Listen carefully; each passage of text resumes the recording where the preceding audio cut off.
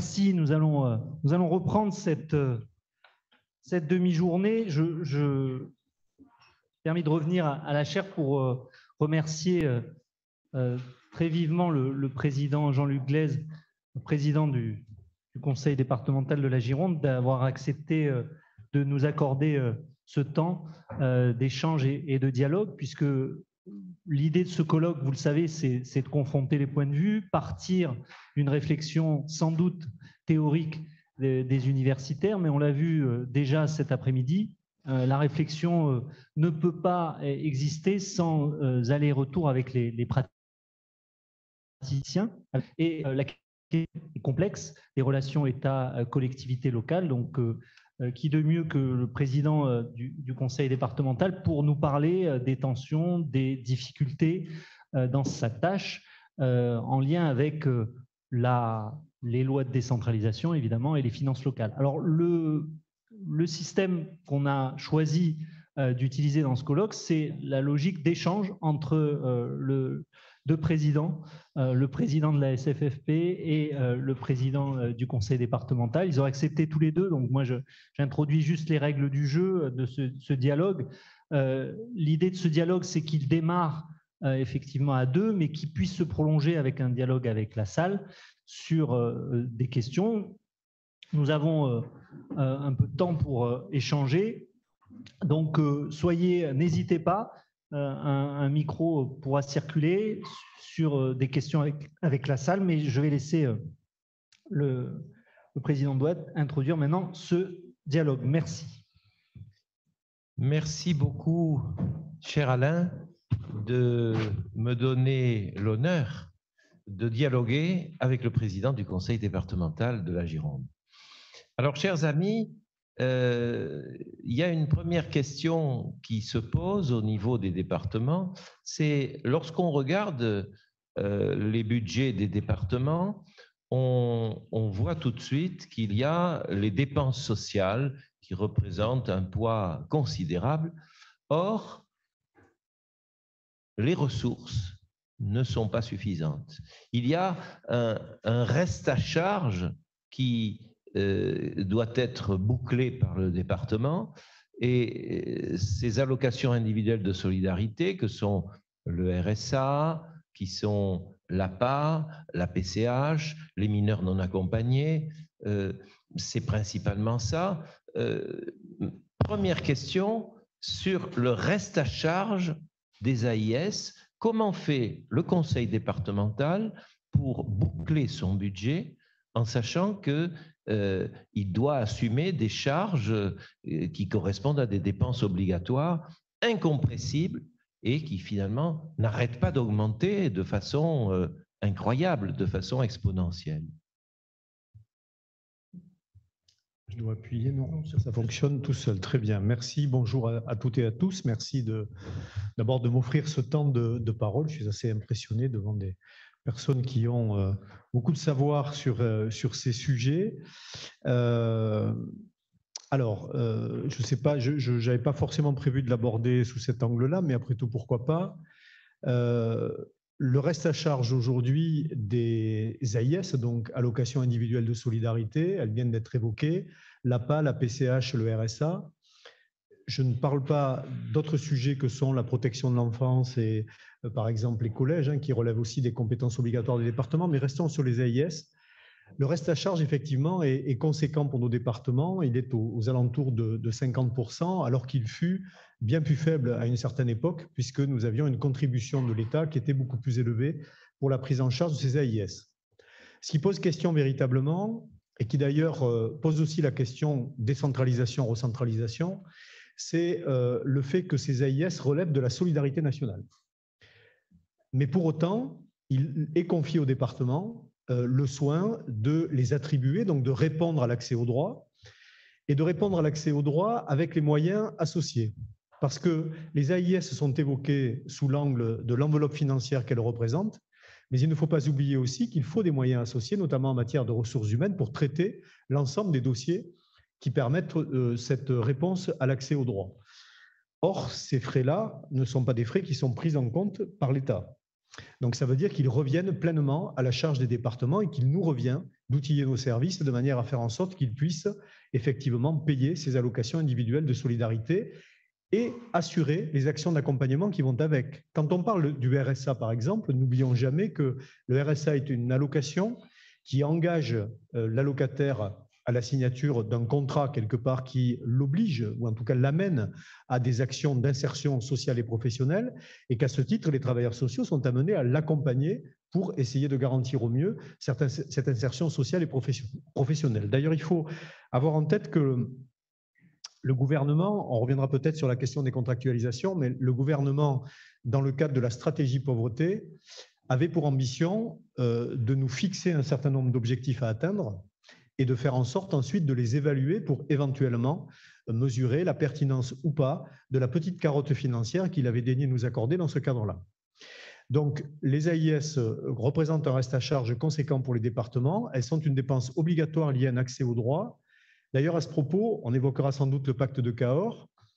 Nous avons, nous, présidents de département, toujours trouvé absolument inadmissible que les AIS soient comprises dans le seuil d'évolution des dépenses de fonctionnement des départements, fixé à 1,2%, parfois de façon erronée.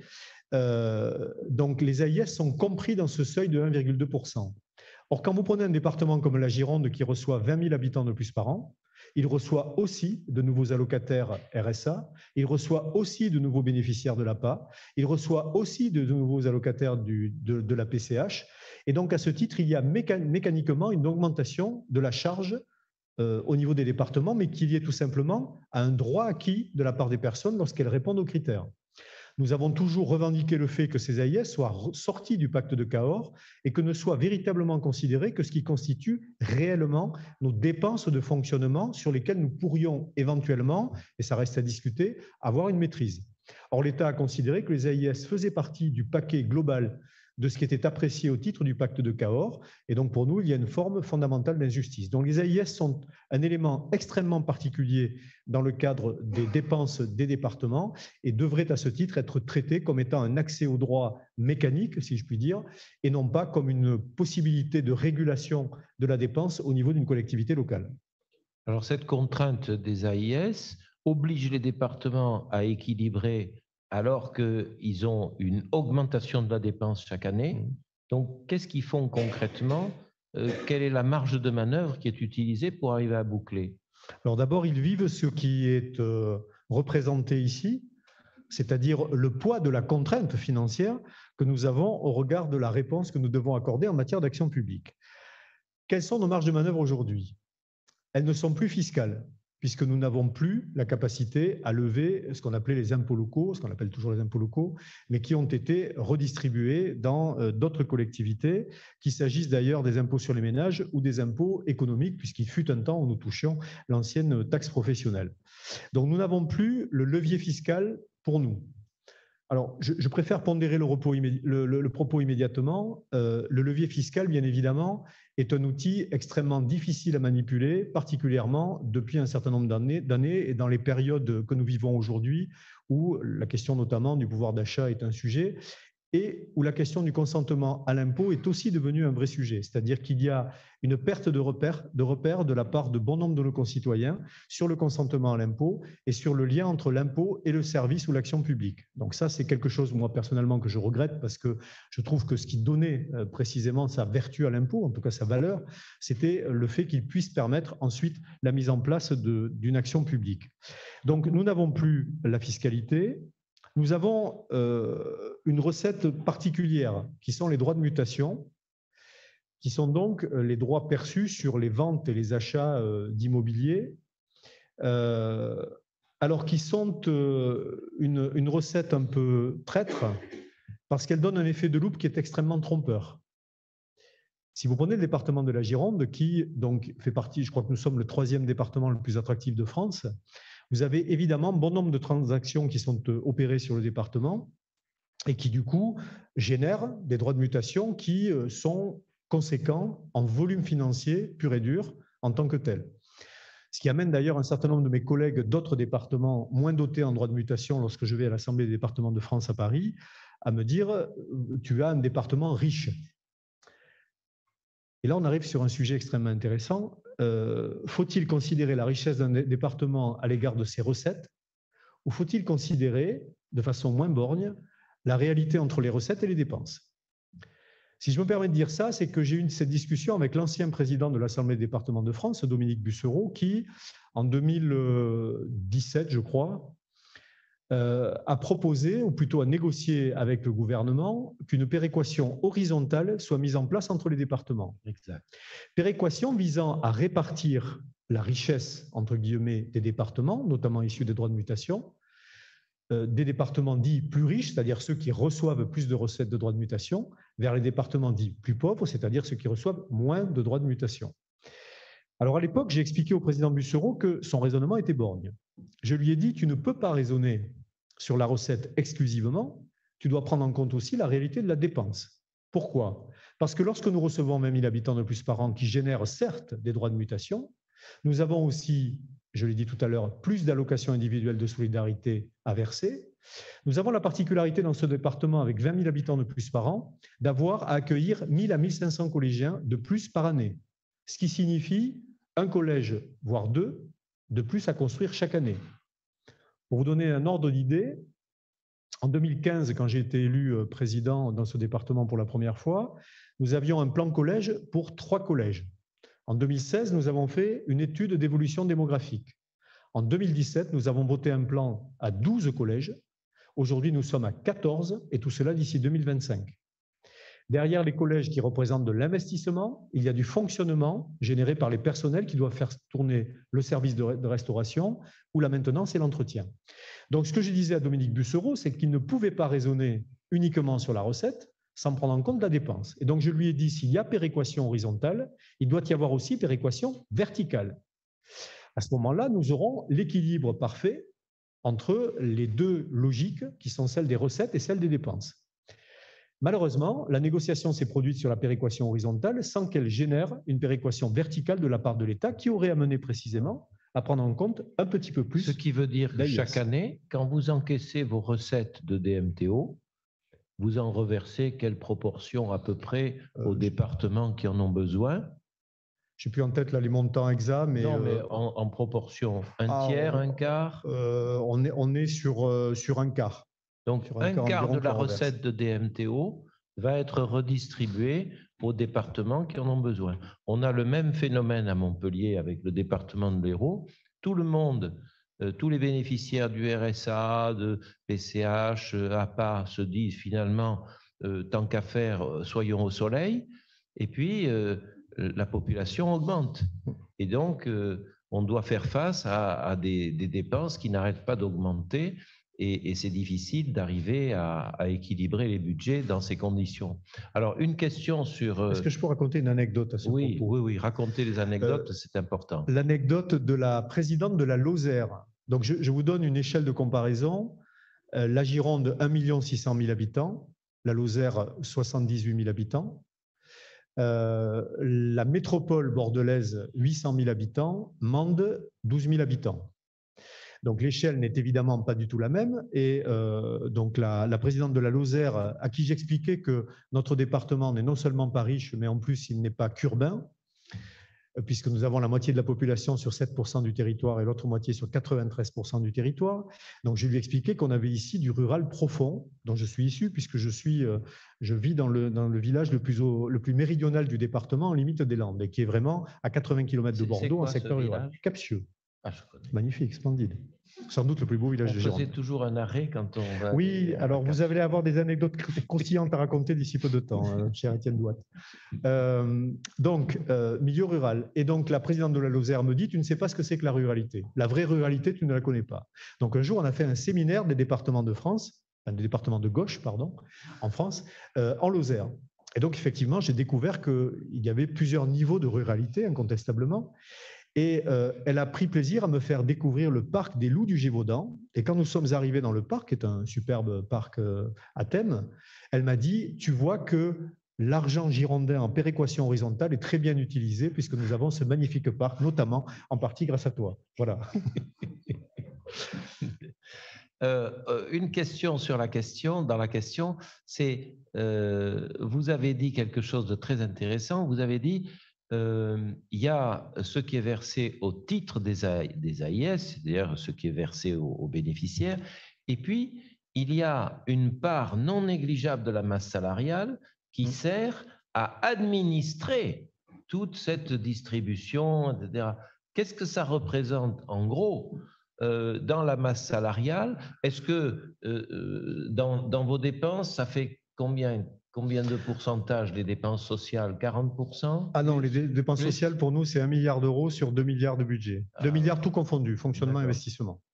On est sur 1 milliard d'euros de dépenses sociales, comprenant au-delà des AIS, la protection de l'enfance aussi, par exemple. Donc, on est quand même sur les dimensions larges de ce que sont… Sur la masse salariale, quelle est la masse salariale qui est fléchée sur les AIS, sur tout ce qui est social? Alors, la comptabilité n'est pas suffisamment analytique pour que je puisse vous répondre. Oui, mais en gros, est-ce que c'est la moitié des gens? Est-ce que c'est le tiers? Est-ce que c'est… Alors, si on enlève les personnels des collèges, les personnels des routes, oui. Après, on a quelques fonctions support, mais globalement, l'essentiel de nos personnels dans nos maisons de la solidarité, dans les services centraux, sont quand même des personnels sociaux. Donc, c'est l'essentiel de la masse salariale quand même.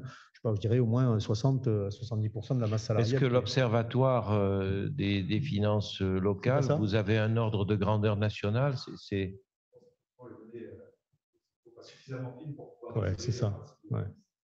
Typiquement, sur la protection de l'enfance, nous dépensons 270 millions d'euros par an. Donc, il y a tout ce qui est confié, toutes les familles d'accueil, 800 dans le département, les maisons d'enfants à caractère social confiées à des associations.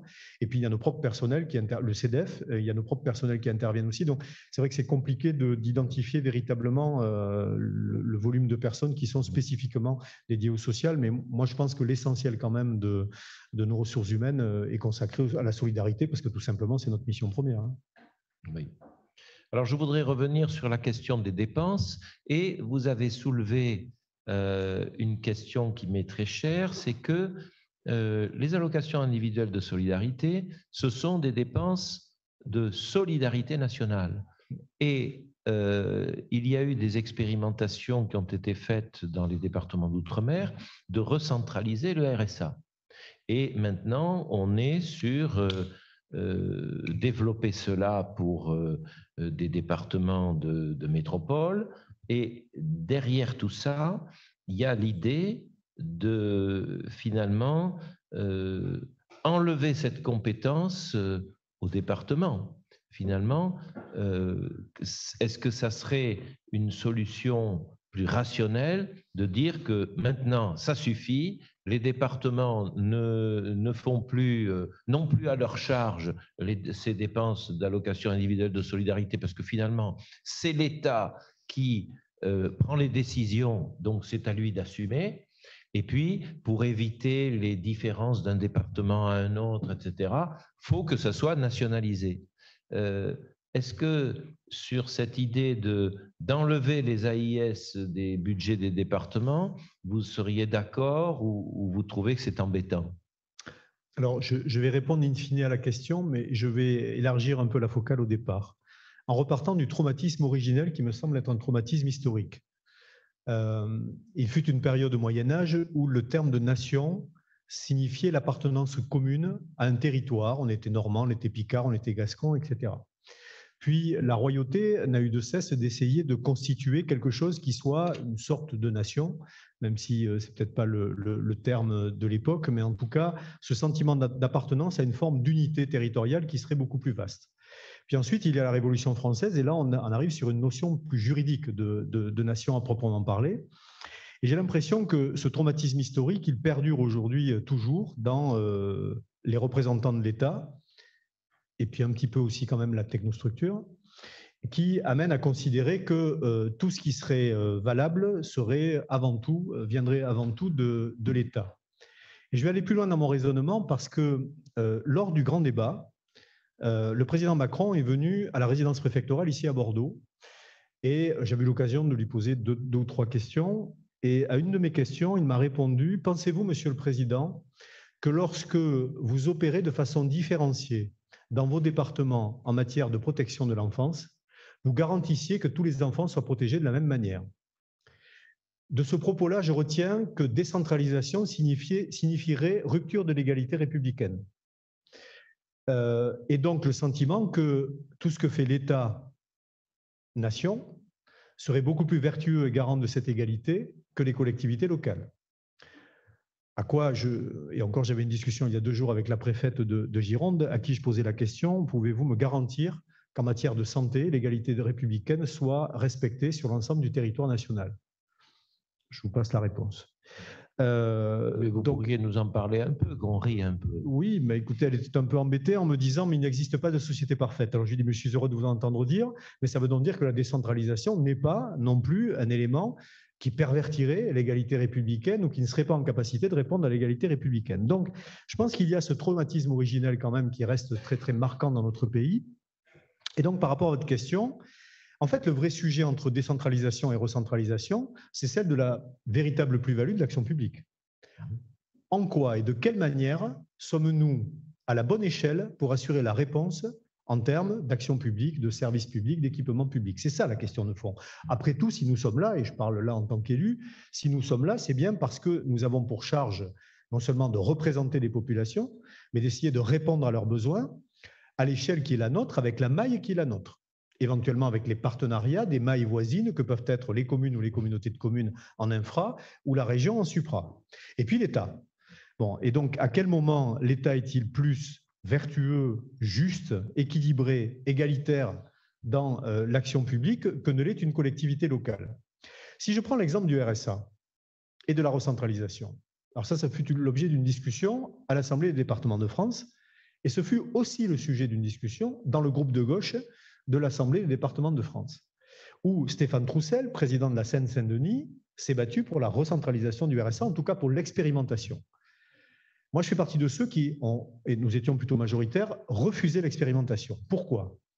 Parce que je pense que décorréler le versement de l'allocation de l'ensemble des actions d'accompagnement et d'insertion me semble une erreur fondamentale. Chaque fois que nous assurons, que nous garantissons l'insertion de quelqu'un, nous diminuons d'autant l'enveloppe du RSA. Donc, il y a un effet mécanique qui existe, alors qui est parfois difficile à repérer parce que, encore une fois, 20 000 habitants de plus par an, la situation économique globale, etc., tout ça sont des paramètres quand même qu'il faut avoir en tête en termes de contexte. Mais malgré tout, chaque fois que nous opérons positivement pour l'insertion sociale et professionnelle de nos allocataires du RSA, c'est autant de versements d'allocations en moins. À partir du moment où on décorrèle, ça veut dire que l'État prend en charge le versement de l'allocation, probablement nous pose pour objectif et pour obligation le respect d'un certain nombre de chiffres cibles d'insertion à réaliser et nous laisse ensuite nous en dépatouiller en nous expliquant à la fin que finalement on n'a pas été aussi bon qu'il l'avait pensé et que donc à ce titre, nous méritons peut-être une sanction X ou Y qui serait à nouveau une sanction financière. Donc moi je ne suis pas du tout d'accord pour la décorrélation entre l'allocation et les actions qui sont associées. Ça pourrait être valable aussi pour la PCH, qui est une prestation de compensation du handicap, mais qui parfois génère aussi de la contribution départementale sur de l'accompagnement des personnes en situation de handicap. Ça peut être vrai aussi sur l'APA et sur la manière dont, par exemple, nous essayons de maintenir au domicile le plus longtemps possible la personne avant de l'avoir basculée en établissement. Bref, il y a une corrélation toujours étroite entre le versement d'une allocation et l'action publique pure et dure qui est associée. Donc, je ne suis pas pour la recentralisation, mais surtout, encore une fois, je pose la question, en quoi me démontre-t-on que la recentralisation est plus vertueuse que la décentralisation sur un sujet X ou Y? Vos arguments sont convaincants, effectivement, mais celui qui était du département qui voulait faire l'expérimentation, qu'est-ce qu'il donnait comme argument et il était de gauche. Oui, alors donc, ce qui n'est pas toujours un défaut non plus. Non, mais c'est pas pour dire que c'est un défaut, mais c'est pour dire qu'il n'y a pas forcément une cohérence entre les conseils départementaux, parce que celui-là, c'est vrai, a un profil particulier. Voilà, alors son profil particulier est que c'est un département dans lequel le pourcentage d'allocataires du RSA est largement supérieur à la moyenne nationale. Oui. Donc lui se trouve aujourd'hui, on en revient à la question de tout à l'heure sur comment vous débrouillez-vous entre vos dépenses et vos recettes, et donc c'est pour ça que la question des dépenses est quand même fondamentale, c'est qu'à ce titre, lui se trouve confronté à une dépense qui est extrêmement élevée en matière de RSA, mais n'a pas forcément la possibilité d'avoir en face la recette ad hoc. Donc, ce qui lui a été, alors je n'ai pas vu exactement le contenu du contrat d'expérimentation qui a été signé entre l'État et lui-même, mais de ce que j'ai compris de ce qu'il m'en a dit, il semblerait que ça le soulage d'autant au niveau de son budget en termes de versement d'allocation. Moi, ce que je lui ai dit, c'est je crains que dans 2 ou 3 ans, on t'explique que malgré tout, tu ne réussis pas autant que prévu de réinsérer les personnes et qu'à ce titre, il y ait peut-être une manière de te sanctionner derrière. Il aura peut-être une petite rallonge quand même. Je ne sais pas, vous êtes bien informé. Mais je ne sais pas, mais bon, s'il fait quelque chose qui est une expérimentation et qu'on voit qu'il a des difficultés, c'est aussi d'intérêt national que ça marche. Oui, mais moi alors. Mais vous êtes contre? Non, je suis contre. Moi, je ne suis pas d'accord et je vous ai expliqué pourquoi. Par contre, je pense que derrière, ce qui est sous-entendu dans ce que vous dites, c'est une forme de contrat de confiance. C'est-à-dire comment est-ce que la confiance existe entre l'État et les collectivités locales. Je ne peux pas dire, pour la petite expérience dont je dispose depuis 7 ans, j'ai eu beaucoup de déclarations d'amour, assez peu de preuves d'amour. Et donc, je trouve que la confiance entre l'État et les collectivités n'a pas été la plus grande démonstration dont nous ayons bénéficié dans les années, en tout cas moi, sur l'exercice de président, je ne peux pas parler antérieurement, mais sur les 7 ans qui ont précédé, je ne peux pas vous dire que la relation de confiance se soit améliorée entre les collectivités et l'État. Vous nous avez parlé d'un traumatisme, mais finalement, il faudrait peut-être psychanalyser tout ça parce que derrière le traumatisme, est-ce qu'il n'y a pas la volonté de l'État de supprimer les départements? Parce que finalement, quand on voit que on dit qu'on va recentraliser le RSA, quand on voit qu'on fait passer à la région la compétence transport et qu'on fait une répartition des ressources différentes, est-ce que finalement l'État n'a pas comme projet secret, comme fantasme, de dire on va les supprimer, mais petit à petit. D'abord, on va leur vider ceci, ensuite on va vider cela, et puis quand la coquille sera vide, on dira eh bien, ils ne servent plus à rien les départements. Donc, quick, on va les supprimer, et comme ça sera des coquilles vides, les gens diront oh, ben c'est vrai, maintenant ils ne servent plus à rien les départements, et donc, quick, on va les supprimer. Et qu'est-ce que vous en pensez de ça? Vous pensez que c'est quelque chose, que la suppression des départements, c'est une idée de gauche, c'est une idée de droite, comment vous la situez dans l'échiquier? D'abord, vous avez oublié un argument, c'est que les élus, ça coûte beaucoup trop cher et que ça plombe le budget national et le déficit public. Ça, c'est quand même aussi un argument qu'il ne faut pas oublier, qui est généralement sorti, qui est très démagogique, voire populiste. Alors, qu'est-ce que j'en pense? Alors, de droite ou de gauche? Bon, parce que vous avez oublié, mais vous m'avez gentiment préservé là-dessus, donc je vais y mettre les pieds dedans. Vous avez oublié de citer la loi NOTRe, quand même, qui est une splendide loi qui avait pour vocation effectivement de clarifier les compétences entre les collectivités locales et notamment entre les départements et les métropoles, ce qui fait que dans ce département-ci, nous avons transféré un certain nombre de compétences à Bordeaux Métropole, plutôt en bonne intelligence avec Alain Juppé. Pour le coup, nous n'étions pas du même bord, mais nous avons su nous entendre en bonne intelligence, puisque dans le pire des cas, il fallait transférer les 9 compétences prévues par la loi s'il n'y avait pas accord entre les collectivités, enfin entre la collectivité et le PCI. Et en l'occurrence, nous nous sommes entendus sur les compétences à transférer, donc les choses se sont plutôt bien passées ici, et nous avons tenu bon sur la culture, nous avons tenu bon sur la prévention spécialisée que nous ne souhaitions pas perdre et qui n'ont pas été transférées à Bordeaux Métropole. Alors, j'ai l'impression que c'est quand même une vieille ancienne que cette volonté permanente de vouloir supprimer, alors d'abord, simplifier le millefeuille administratif, c'est souvent présenté comme ça, et généralement, je ne sais pas pourquoi, il y a un tropisme naturel vers la suppression des départements. C'est systématiquement le niveau de collectivité qu'il faut supprimer. Alors, de droite et de gauche, donc ça pour le coup c'est très clair. D'ailleurs, même de l'en même temps, puisqu'on a reparlé récemment du conseiller territorial et que j'imagine que les choses vont réapparaître d'ici quelques temps. Donc, systématiquement, nous sommes sur, alors qui sera intéressant d'ailleurs le conseiller territorial, parce qu'on ne sait pas si on départementalise les régions ou si on régionalise les départements. Donc ça va être intéressant dans le raisonnement. Donc, oui, systématiquement, il faut supprimer les départements. Alors, pourquoi les départements? Je me suis quand même posé la question en me disant qu'est-ce qu'ils ont de si négatif dans l'organisation administrative française? Alors, je pense que les choses vont plus loin. En 1992, j'ai suivi ma formation initiale d'attaché territorial à l'époque et j'étais à Montpellier à ce qui s'appelait l'ENACT à l'époque. Oui. Et il y avait un professeur qui s'appelait M. Valarié, qui nous expliquait que de toute façon, il fallait s'attendre à ce que, parce que c'était fortement porté par la technostructure, à ce qu'il y ait à terme suppression des communes et suppression des départements au profit des communautés de communes et au profit des régions. C'était un prof de droit ou un prof d'économie ou de quoi? Il était prof de droit. Ah bon? Pourquoi? C'est un problème? Non, mais je ne connais pas. Donc, il nous avait expliqué, voilà, vous verrez, les communes vont disparaître et les départements vont disparaître. Alors, les communes vont disparaître, ça me fait rire quand même. Alors, ça vous fait rire, mais je pense que les choses sont quand même un peu liées, parce que on a vu progressivement de plus en plus de compétences transférées vers les communautés de communes. Alors, je peux vous parler là aussi en tant qu'élu local, non conseiller départemental, mais adjoint d'une petite commune et vice-président d'une communauté de communes. Ce que nous avons vu du temps, c'est comment les communautés de communes prennent de plus en plus de compétences et de plus en plus de maires vous disent, mais finalement, quelle est ma marge de manœuvre aujourd'hui? Bon, d'abord parce qu'en fiscalité, les maires ont perdu aussi beaucoup. Et puis ensuite, en compétences, ils ont perdu beaucoup. Donc, ils se retrouvent avec l'état civil. Le droit du sol est souvent parti vers les communautés de communes parce que l'instruction des droits du sol se fait à peu près à ce niveau-là. Ils n'ont pas à proprement parler de compétences économiques puisque ce sont les communautés de communes qui l'exercent. Généralement, ils ont transféré la petite enfance, l'enfance et la jeunesse, parfois les routes. Bref, ils se sont progressivement déshabillés, parfois la culture, ça dépend des situations, parfois le sport.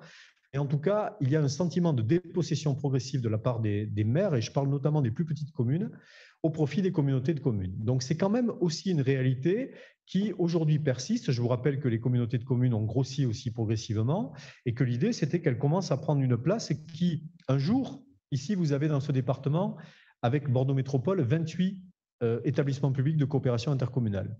Imaginons que demain, une loi décide de diviser par 2 le nombre de PCI.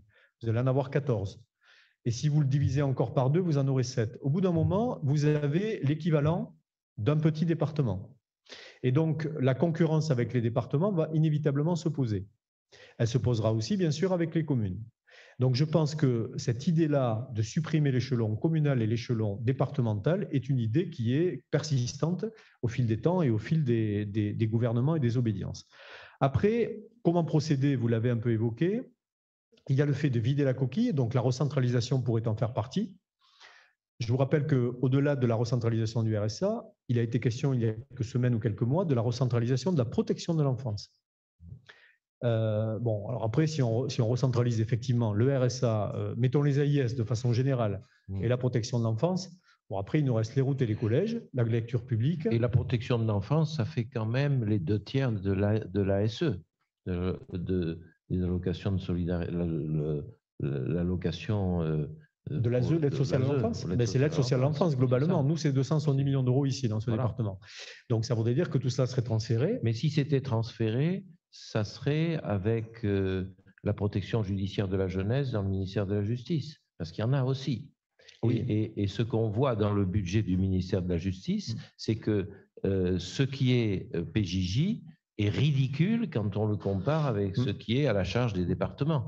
Et là aussi, c'est une aberration parce que la dépense est décidée par le juge des enfants et ensuite, hop, elle est et le président est obligé de payer. C'est la dépense obligatoire aveugle. D'ailleurs, ce que vous dites sur la PJJ est juste, puisque le ministre Dupond-Moretti est venu il y a une semaine et demie, et donc j'ai eu l'occasion d'interpeller sur le manque de moyens de la PJJ aujourd'hui dans ce département, pour l'application notamment des mesures éducatives liées à la protection de l'enfance. Qu'est-ce qu'il a dit? Il a dit qu'il m'a envoyé vers sa directrice de cabinet pour qu'elle prenne ma carte de manière à ce qu'elle puisse me rappeler. D'accord. Ben ça, c'est typiquement ce que fait un ministre quand il fait bien son boulot. Juste un deuxième. Non, mais c'est très intéressant parce que Dupond-Moretti est venu à Montpellier, il a fait un spectacle au Quorum, enfin tout le monde l'a applaudi debout, c'était très brillant, tout ça. Mais il y a quand même un problème au niveau du ministère de la Justice. On nous a annoncé des augmentations du budget de la justice et finalement, quand on regarde les augmentations du budget du ministère de la Justice, vous savez ce que c'est? C'est l'administration pénitentiaire, c'est les prisons. On augmente les prisons, mais la justice n'est pas augmentée. Et donc, et la PJJ encore moins. Et la PJJ, on fait une décentralisation. Moi, j'ai travaillé il y a longtemps sur le budget de la justice en Europe pour comparer, etc. Et c'est là que j'ai découvert que c'était payé très largement par les départements. C'est quelque chose d'absurde. Au niveau budgétaire, c'est une absurdité.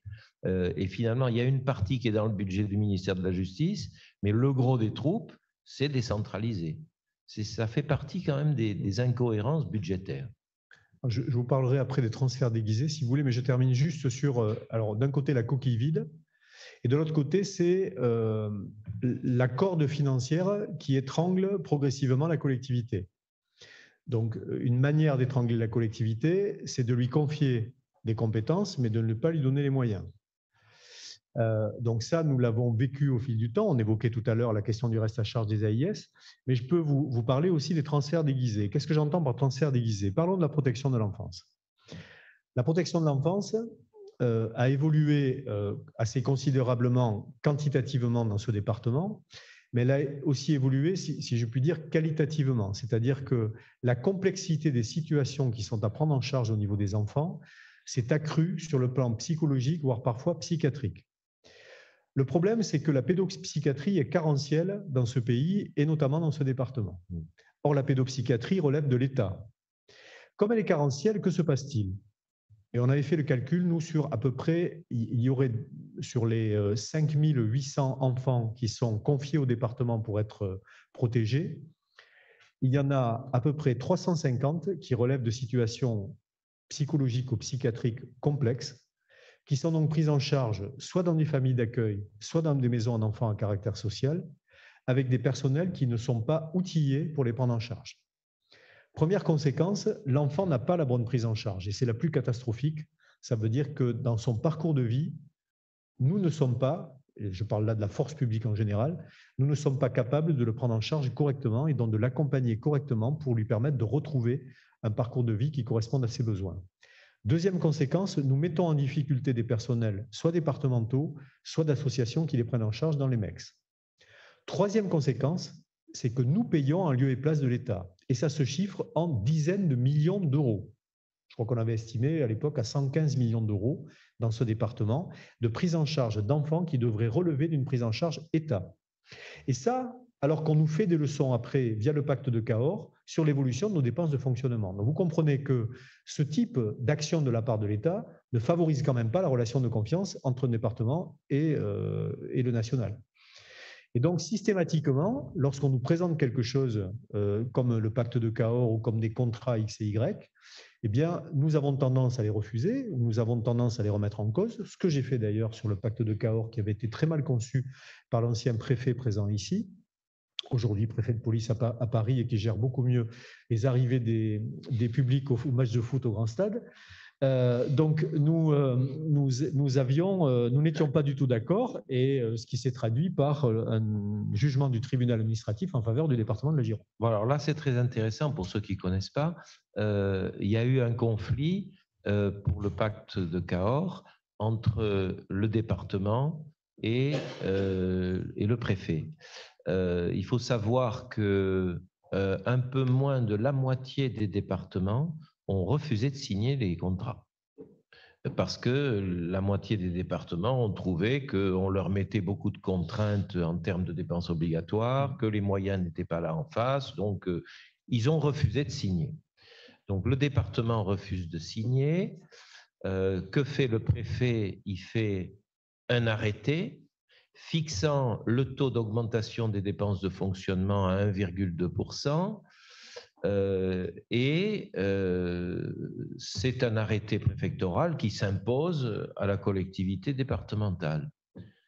Le président saisit le tribunal administratif et puis, à l'usage, le préfet décide de sanctionner le département parce que le taux de 1,2 n'a pas été respecté et a été dépassé. Et deuxième arrêté, reprise financière du conseil départemental. Donc le conseil départemental va saisir le tribunal administratif pour demander l'annulation du deuxième arrêté. Le tribunal administratif savait qu'il y aurait un deuxième arrêté, il joint les affaires et il annule les deux. Très intéressant. Que dit le tribunal administratif? Le tribunal administratif dit que finalement, en raison de l'augmentation de la population, on aurait pu faire 0,15 de plus. Il y avait un deuxième critère. Qu'est-ce que c'était le deuxième critère qui pouvait être utilisé? Je ne sais plus. Il y avait un deuxième critère. L'augmentation de la population était quand même un critère évident, voilà, qui avait été opposé d'emblée, mais qui avait été refusé. Et puis, il y en avait un autre, je pense que c'était sur le respect de l'évolution des dépenses de fonctionnement pendant les années antérieures. Ils avaient fait des efforts, ça n'a pas été pris en ligne de compte, donc il aurait fallu moduler. Résultat, au lieu de 1,2, ils auraient pu être à 1,5. 1,35. 1,35, pardon. Et donc, comme ils ont dépassé 1,2, on leur a fait une reprise financière. Donc, finalement, annulation. Et finalement, tout le monde a vu, comme le nez au milieu de la figure, que le préfet s'était quand même planté. Donc, ce qui est intéressant dans cette affaire-là, c'est que le contentieux nous montre qu'on nous avait dit que la discussion se ferait pour tenir compte, parce qu'il y a eu une décision du Conseil constitutionnel, je ne sais pas si vous l'avez lu, les 5 arguments du Conseil constitutionnel pour dire que c'est conforme à la Constitution. L'article 34 de la Constitution dit qu'il y a une loi de programmation qui vise à l'équilibre des comptes, donc tout ce qui est autonomie financière, etc., ça ne compte pas plus que ça. Ensuite, on tient compte avec une modulation. Dans la réalité, ça peut ne pas avoir lieu du tout. C'est discuté avant les sanctions dans le bureau du préfet et on peut tenir compte de situations particulières. On peut changer et adapter le contrat de Cahors avec un avenant. Et ensuite, la reprise financière est plafonnée à 2%. Quand on voit la réalité, on se dit c'est pas des contrats négociés. Vincent Dussart, qui a écrit sur cette question, dit c'est pas des contrats. Même quand le contrat est signé, c'est des actes administratifs déguisés. Là, c'était un arrêté. Mais finalement, qu'est-ce qui a fait qu'il y a eu un conflit entre le préfet et vous? Alors, je vais vous expliquer parce que c'est quand même important de remonter à la source. En fait, le préfet d'Allemande n'est venu me voir qu'une fois pour me parler du pacte de Cahors, en venant m'expliquer que le pacte de Cahors nécessitait que nous respections la règle de l'augmentation des dépenses de fonctionnement à 1,2%. À quoi je lui ai opposé qu'il y avait donc des critères complémentaires, et particulièrement la croissance démographique, qui nous permettaient d'attendre de l'État une proposition à 1,35. Le préfet n'est jamais revenu me voir. C'est-à-dire qu'il est sorti d'ailleurs, ce n'était pas dans son bureau, c'était dans le mien, et il est sorti du bureau en me disant « Moi, j'ai bien compris que vous ne signerez pas. » Mais je dis « Écoutez, moi, je ne peux pas signer un contrat à 1,2% alors que vous ne respectez pas les critères qui sont fixés et que normalement, mais que d'autres préfets respectent chez d'autres collègues. La Loire-Atlantique, typiquement, avait 1,35, alors qu'on était à peu près dans les mêmes cordes, et nous étions à 1,2. Donc j'ai dit, je ne peux pas signer ce contrat-là. Donc il est ressorti du bureau, il n'est jamais revenu, en considérant qu'il y avait un refus tout simplement du pacte de Cahors. Et donc à ce titre, il a effectivement notifié le fait que nous étions sanctionnés à ce titre. J'en ai discuté avec l'actuelle préfète, et, parce que, bon, encore une fois, il est peut-être probable que ce type de pacte, en fait, de contrat léonin, parce qu'on est véritablement là-dessus, revienne. Et ce que je disais à la préfète, c'est si vous devez revenir me voir un jour, ne commettez pas l'erreur commise par le précédent préfet. Si on doit en discuter, discutons-en. La préfète me demandait lundi, puisque on a déjeuné ensemble lundi, elle me disait je souhaiterais que vous participiez à la mise en place d'assistantes sociales dans les gendarmeries pour aider à lutter contre les violences faites aux femmes. Bon, elle me dit c'est plutôt une mission qui vous revient, ce sont des personnels sociaux qui peuvent amener un autre regard dans le cadre des gendarmeries qui ont quand même une manière de procéder qui n'est pas tout à fait celle du travail social. Et donc, à ce titre, ce serait bien que vous soyez vraiment, enfin que vous puissiez mettre carrément des agents du département au sein des gendarmeries. Bon, on a longuement discuté sur le fond, et puis le sujet des violences faites aux femmes est suffisamment sensible pour qu'on puisse s'y intéresser.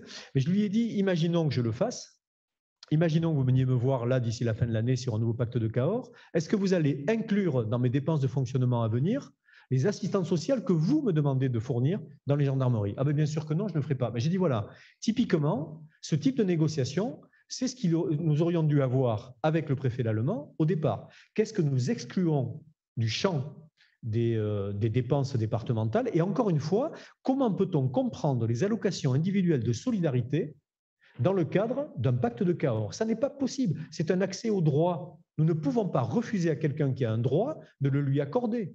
Ça n'est pas du tout une marge de manœuvre, comme si je décide… Prenons l'exemple des aides communes. Les aides aux communes, ça n'est pas une compétence obligatoire des départements. C'est une politique volontariste que nous avons, nous, comme beaucoup de présidents de départements. Certains font même de l'économie, en dehors d'ailleurs de tout champ légal. C'est du facultatif. Bon, mais là, à la limite, qu'on me dise, vous avez les contrats jeunes majeurs. Elle m'a reproché à un certain moment, les contrats jeunes majeurs sont un choix politique que vous faites, c'est vrai, et que vous assumez en dehors de toute obligation légale. C'est vrai. Bon, ben c'est un choix. Oui, c'est un choix que nous assumons. Donc là, à la limite qu'elle me dise, ce choix-là, je considère que dans les 1,2% parce que vous voulez l'assumer, mais vous n'êtes pas obligé de le faire, donc moi je le calcule, je peux entendre.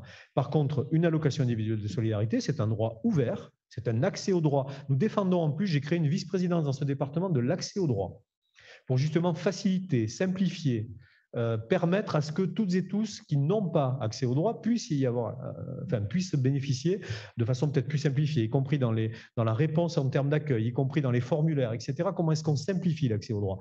Et après, on ne peut pas me dire que nous allons diminuer le nombre d'APA, le nombre de PCH ou le nombre de RSA. Ce n'est pas possible. Le RSA, c'est possible quand on arrive à insérer. Mais l'allocation, quand elle est due, elle est due. Voilà. Donc, c'est ça que je n'arrive pas à comprendre et je trouve que l'État est foncièrement malhonnête en nous obligeant à inclure les AIS dans le cadre de ce type de pacte. Après que nous soyons respectueux de la question de la dépense publique, du déficit public, qui quand même a été beaucoup plus généré par l'État que par nous. Je rappelle quand même que nous avons l'obligation d'avoir des comptes administratifs à minima équilibrés, voire excédentaires, alors que l'État peut se permettre d'être déficitaire à tout craint. Nous avons, nous, des obligations dont nous sommes quand même beaucoup plus vertueux en matière de comptabilité publique, et on vient nous faire des leçons après sur du 1,2% qui n'est même pas le bon taux à appliquer dans les départements, en incluant des AIS qui sont un droit ouvert, et en nous faisant payer de la pédopsychiatrie qui revient de la compétence État. Vous m'excuserez, mais ça n'est pas acceptable. Il y a une question toujours un peu sur ces sujets. Voilà, mais c'est intéressant d'avoir des gens passionnés. La question maintenant des recettes. Avant la suppression de la TH, les départements bénéficiaient de un peu plus de 70% de la fiscalité transférée. Et puis, il y a eu la suppression de la taxe d'habitation et on a fait descendre les taxes foncières pour compenser la suppression au niveau des communes. Résultat, on a dit l'État va compenser avec de la TVA. Donc, vous avez encaissé de la TVA. Qu'est-ce que ça vous a fait d'avoir de la TVA à la place des taxes foncières? Est-ce que vous avez trouvé que c'était plus rigolo? Est-ce que vous avez trouvé que c'était plus agréable? Ou ça vous a embêté? Ça vous a donné moins de marge de manœuvre? Ou vous avez dit, comme les départements, finalement, c'est pas si mal et on pourrait peut-être nous en donner un peu plus? Alors, sur la fin, on pourrait toujours nous en donner un peu plus, quoi qu'il arrive. Alors, d'abord, je trouve qu'il y a une incohérence sur la recette elle-même. C'est-à-dire que lier une recette, je ne parle pas des impôts locaux qui avaient la particularité donc d'être une fiscalité locale, mais tant qu'à nous donner notre recette, encore aurait-il fallu, ou eût-il fallu, nous donner une recette qui corresponde à la réalité des missions que nous avons à accomplir. Nous avons des missions, enfin une mission fondamentale en tout cas, autour des solidarités humaines et de l'action sociale. Qu'on nous donne une part de CSG, à la limite, je pourrais comprendre une forme de logique entre les deux. Mais la TVA, j'essaie de comprendre quel est le rapport et la cohérence entre une recette liée à la TVA et l'action sociale et la solidarité. Vous n'aurez jamais la CSG, parce que la CSG, c'est un truc qui a été inventé pour la sécurité sociale, la contribution sociale généralisée. Et c'est vrai que les départements ont des compétences sociales et les départements seraient légitimes à en avoir. Mais il y a une sorte de promesse politique qui a été faite par l'État aux partenaires sociaux que finalement la CSG serait exclusivement pour la sphère sociale. Alors, il y a déjà des choses qui ont été faites qui sont étonnantes. C'est que, par exemple, on a affecté une partie de CSG pour financer la dette sociale, ce qui est une aberration qui a été relevée par le Conseil constitutionnel. Mais si on commence à donner de la CSG à tout le monde, comme on le fait pour la TVA, parce que pour la TVA, je ne sais pas si vous le savez, mais vous prenez la masse de TVA, vous regardez ce qui est donné à l'Europe, ce qui est donné à la Sécu pour compenser les exonérations de cotisations patronales, vous regardez ce qui est donné pour compenser la fin de la DGF des régions, la suppression de la taxe d'habitation, la suppression de la moitié de la CVAE pour les régions, l'État n'aura plus que 92 milliards de TVA à se mettre sous la dent. Donc, à mon avis, il y a une TVA qui a été donnée, ils ne vont pas donner la CSG. Un mot là-dessus. La CSG, fléchée sécurité sociale, ça tombe très bien, vient d'être créée la 5e branche de sécurité sociale, qui est l'autonomie, sur laquelle les départements ont pleinement compétence. Donc, pour le coup, nous pourrions au moins avoir la part sur la 5e branche. Ce serait quelque part complètement cohérent avec le raisonnement que vous avez eu. Sur la TVA, il faut savoir aussi qu'il s'est passé quelque chose d'assez intéressant lorsque la question du transfert de TVA a été proposée, enfin en tout cas plutôt imposée par le gouvernement. Le ministre du SOPT a réussi le tour de force de faire passer ce que nous avons qualifié d'un amendement scélérat qui consiste à caper l'augmentation de la TVA. C'est-à-dire que, alors j'ai plus en tête le taux, mais au-delà d'un certain taux d'augmentation de la TVA, nous ne percevrons pas le complément auquel normalement nous devrions avoir droit. C'est-à-dire que si la TVA croît, et alors maintenant on est en période d'inflation, donc le sujet va être un peu différent, mais jusqu'à présent on pouvait espérer une reprise économique. Si la TVA avait cru pendant mettons en 2021, eh bien en 2022, nous aurions un versement qui serait capé au-delà d'un certain taux, le reste restant dans la poche de l'État. Donc si vous trouvez là aussi qu'il y a une honnêteté intellectuelle à proposer ce genre de choses, moi je suis, d'ailleurs nous en étions émus avec Dominique Bussereau, j'étais à ses côtés dans une réunion interministérielle à Bercy, et nous avions poussé quelques cris d'orfraie pour expliquer qu'il n'était absolument inadmissible qu'on nous propose d'un côté une nouvelle recette et qu'on nous explique ensuite qu'elle va être capée lorsqu'elle sera beaucoup plus dynamique. Donc voilà où nous en sommes aujourd'hui. Donc non seulement il n'y a pas cohérence sur la recette elle-même, mais en plus on nous prive d'une partie de ce qu'elle pourrait représenter si elle reprenait sa dynamique. On va profiter de l'occasion pour donner la parole à la salle si des personnes veulent poser une question au président du conseil départemental. Oui, Gilles? Oui, bonjour. Merci pour ces informations et ces données, en fait, et ce ressenti de président de conseil départemental. Je voudrais vous questionner sur l'effet de la création de grandes régions. Est-ce que vous avez l'impression que la création de grandes régions, finalement, sauve le département ou le renforce? La réponse est oui. La réponse est oui, parce que lorsque vous êtes dans une région comme celle de la Nouvelle-Aquitaine, qui est l'équivalence de l'Autriche, avec 12 départements, la maille de l'action publique pour un certain nombre de sujets ne peut pas être la maille régionale. Oui. Moi, je trouve assez intéressant, c'est pour ça que je n'arrive pas à comprendre pourquoi on veut absolument supprimer les départements dans cette affaire-là, parce que d'ailleurs, le président de la République, dans le cadre de la question de ce que pourrait être l'évolution, une nouvelle loi de décentralisation, y compris avec le conseiller territorial, etc., a eu un propos qui est assez ambigu, puisqu'il dit dans certaines régions, on peut imaginer que ce soit la région qui soit un tout et qui donc quelque part absorbe les départements. Mais dans d'autres régions, c'est plus compliqué parce qu'elles sont beaucoup trop basses. Il avait pris d'ailleurs pour exemple l'Occitanie en disant là par contre, il vaudrait mieux que ce soit les départements qui soient consolidés. Donc j'essaie de comprendre aussi comment on construit une France un peu à deux vitesses entre des France régionalisées et des France départementales. Mais c'est même pas à deux vitesses, c'est deux, trois. Oui, voilà, ça peut être. Donc moi je pense que ça les renforce. Je veux pas. Si, je vais quand même le dire parce que sur la période pandémique, et notamment le premier confinement, mais ça s'est poursuivi après, Alors, d'abord, déficience complète de l'État. Moi, je le dis tranquillement sur l'ARS, déficience complète. Je vais vous donner un exemple très concret et très précis. Panique pour trouver des masques. Les premiers jours, là, tout le monde cherche des masques partout, en Asie, en Afrique, enfin, on en cherche absolument partout. Et alors, l'État, enfin, l'ARS se prétend chercher. La préfète de région ici organise une sorte de conférence même plusieurs fois par semaine pour discuter avec le président de région, les présidents de département, l'ARS, etc., le représentant des maires de Gironde pour dire comment on fait, comment on procède. Bon. Moi, je propose une chose. Je dis, écoutez, nous allons essayer de voir si nous pouvons arriver à trouver des masques de notre côté département. On commence à avoir une filière, on commence à trouver, on se dit qu'on peut avoir tant de milliers puis tant de millions de masques. C'était quoi la filière? C'est une filière asiatique qui a transité par Dubaï. Et parce que voilà, à ce moment-là, la seule réponse que nous pouvions trouver collectivement, y compris l'État d'ailleurs, c'était ce type de solution-là. Donc il se trouve que par contact interposé, on arrive à trouver une filière. Donc quelques centaines de milliers, puis quelques millions de masques que l'on peut dégager.